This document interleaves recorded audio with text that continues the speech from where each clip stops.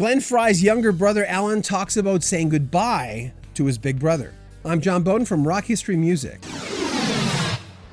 We lost Glen Frey on January 18th, 2016. He was only 67 years old. And remember that big celebration of life they had at the Forum in LA? Well, everyone was there. The family, the friends were there to pay tribute to Glen. His younger brother Alan says it was one of the toughest things he's ever had to do. You know, people use the word surreal. I'm not quite accustomed to what that word exactly means. It was an out-of-body experience. 2 nights before that, I got jumped and I got beat up pretty good. I took a rabbit punch to the back of my ribs. I took a fist to the side of my head. And I was in LA that weekend. I got jumped by a couple of guys going out to my car. So I was badly bruised when I went to see my brother's celebration of life at the Forum. There was a couple of thousand people there, and I found it very difficult. Of course, we were in the first row, and I found it difficult to sit through it. So I was going back and forth to hospitality through most of it because my tears were just immense. It was a very difficult time. I guess the dress code was suit jacket and blue jeans, and I said to myself, if it was my event, it would be T-shirt and blue jeans, because that's what we all wore during the 70s. So I showed up in a long run T-shirt, baseball jersey. I got to talk to Seeger and Jackson Brown and little bits of Don, and there was a lot of people there, from Glen's past.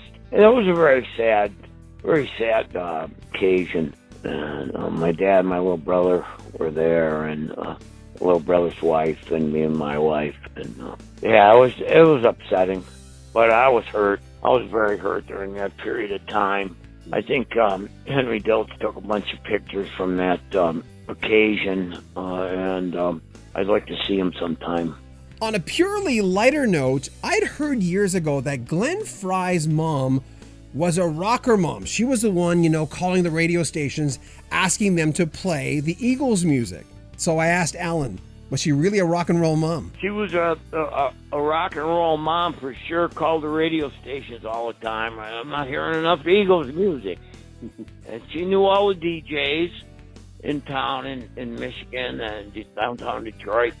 And she knew more about music than I did, practically. I mean, she knew all the bands and all the music the bands put out. And, she kept track pretty darn good throughout her life. So before you lost your mom, she knew that Glen was not well, right?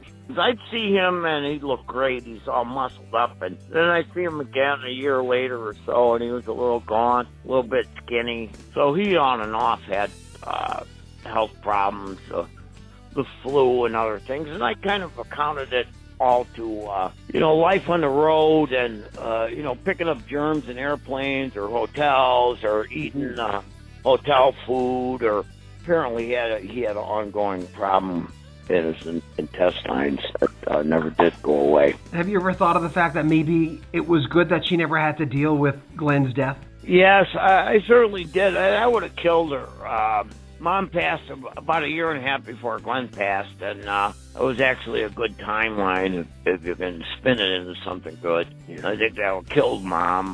That was kind of Mom's connection to stardom, Mom's connection to Hollywood. Mom had the Sex Fifth Avenue stuff and the Neiman Marcus stuff. She all of a sudden turned into instead of a Detroit mom, she was kind of a nationwide mom. All of a sudden she knew all the Louis Vuitton and all the, the Gucci stuff, and that was, Glen's influence, buying her stuff, or otherwise she would have never known. She would have been a kind of a UAW mom, kind of a Detroit automotive mom, Make sure you check out the other parts to the interview and my exclusive interview with former Eagle Randy Meisner, who left in 1977. There'll be links in the description of this video.